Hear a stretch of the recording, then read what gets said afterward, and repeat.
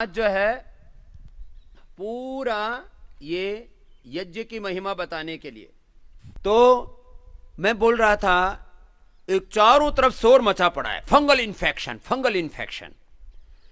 तो छोटा सा आज शुरू कर देते हैं, फिर पूरा ये अपने पीआरआई की वेबसाइट के ऊपर डाल रखा है डेटा, उसको अपडेट कर लेना। तो पीआरआई की वेबसाइट के ऊपर सारे रिसर्च पेपर पढ़ा करो आप लोग, आपको पता लग जाएगा इसके पीछे का विज्ञान क्या है, योग के पीछे का, यज्ञ के पीछे का, कितने प्रकार के फंगल के ऊपर किया है प्रयोग। कुल मिला के स्वामी जी 5 टाइप के फंगस यूज किए और 25 टाइप के डिफरेंट बैक्टीरिया यूज किए। 5 प्रकार के फंगस और 25 प्रकार के बैक्टीरिया, फिर क्या किया? तो उन सब बैक्टीरिया, वो ये सब फंगस और ये सब जो बैक्टीरिया हैं, ये वो वाले हैं स्वामी जी जो हमारे घर में, हमारे टेबल पे, हमारे चेयर पे, हमारे मोबाइल फ़ोन पे भी पाए जाते हैं। तो ये नॉन पैथोजेनिक भी हैं और पैथोजेनिक भी हैं। इन सबको हमने पैथोजेनिक और नॉन पैथोजेनिक का क्या मतलब होता है? ऐसे जिनसे बीमारियां पैदा होती हैं और ऐसे जिनसे ज़्यादा बीमारियां पैदा नहीं होती हैं, पर वो आपस में एक साथ मिलके दिक्कत पैदा करते हैं। तो फिर हमने क्या किया कि जो हमारी यज्ञ का पूरा विधान है, इसको फॉलो किया और एक नई डिवाइस बनाई, एक ऐसा यंत्र बनाया पीआरआई में, जिसमें हम इन यज्ञ के जो धूम्र है उसको एक साथ इकट्ठा कर सकते हैं और उस धुएं को इकट्ठा करके उन सब बैक्टीरिया और फंगस के ऊपर एक स्पेसिफिक बॉक्स के अंदर फ्लो किया स्वामी जी। तो उससे करने से क्या हुआ कि सिर्फ इन्हीं धूम्र का उन बैक्टीरिया और फंगस के ऊपर एक्सपोजर हो गया, जैसा कि एक नॉर्मल कंडीशन में होता, पर उसे हमने कंट्रोल्ड एक्सपेरिमेंट के तौर पे ट्राई किया और उसके जो परिणाम आए हैं वो बहुत ही अच्छे हैं स्वामी जी।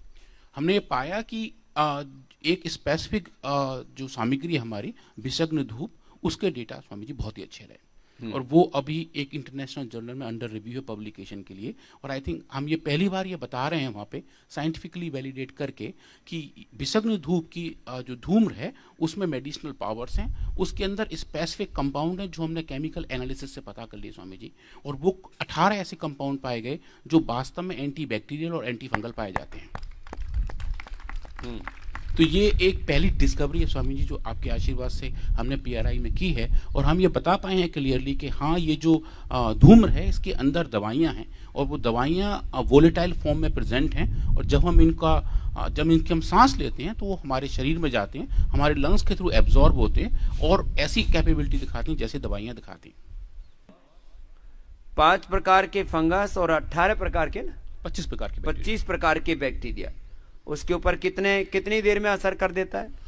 जो हमने टाइम डिपेंडेंस हमने टेस्ट किया, असर आना शुरू हो जाता है 25 मिनट के एक्सपोजर के बाद, और जैसे जैसे हम टाइम बढ़ाते जाते हैं असर उतना बढ़ता जाता है स्वामी जी। इसलिए 25 मिनट से लेकर के और 1 घंटे तक यज्ञ के धूम्र में हम लोग प्राणायाम करवाते हैं। एक तो हवन कर लिया, फिर उसका उन्हीं का ही धूम्र देते हैं। हवन करने के बाद में ज्यादा तेज अग्नि नहीं रखते, थोड़ा थोड़ा उसका धुआं उठता रहता है। ये आपको यहाँ करवा रहे हैं और वो काम शुरू हो चुका है कि अलग अलग बीमारियों में, और कुछ का तो उसमें भी अच्छा डेटा आया है। अच्छा स्वामी, जैसे आपने ये भी बताया था कि जो अलग अलग हमारी औषधियां हैं, हाँ, उनके क्या क्या इफेक्ट आ सकते हैं। हाँ, तो अभी हमने जो पहला स्क्रीन किया है कि ऐसी औषधियां जिससे बैक्टीरिया मरते हैं, और कुछ ऐसी औषधियां जिनके धुएं से बैक्टीरिया आगे बढ़ने से अलग अलग प्रकार के 15 मिनट में हमें कितने फाइटोकेमिकल्स का पता लग जाता है मशीन में? लगभग 1000 तक हम ऐसी मशीनें, और वो भी भारत में इकलौती पतंजलि के पास है, केवल पूरे इंडिया में।